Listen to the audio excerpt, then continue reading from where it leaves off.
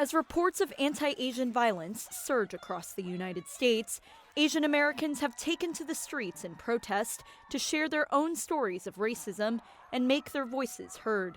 Asian American athletes hoping to head to this year's Tokyo Olympics are no exception. Yul Muldaur, who was adopted from South Korea as a baby, is now an artistic gymnast just one step away from the world's biggest sports event. Growing up, I've heard the jokes, the stereotypes, and all that, and I've kind of just pushed it away. But last month I was driving and a lady cut me off, and at the red light she yelled at me, "Go back to China."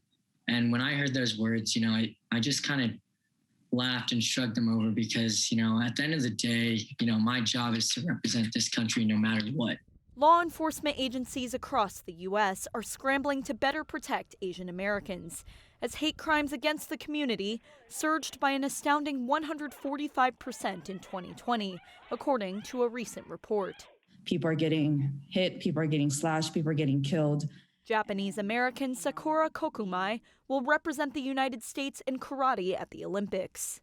She says she was the target of anti-Asian harassment while training at a park just a week ago.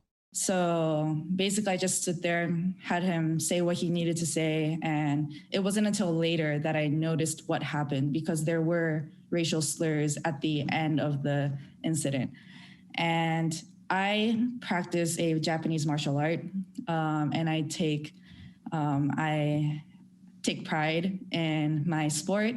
And I'm still, I think, a little bit emotional about it right now.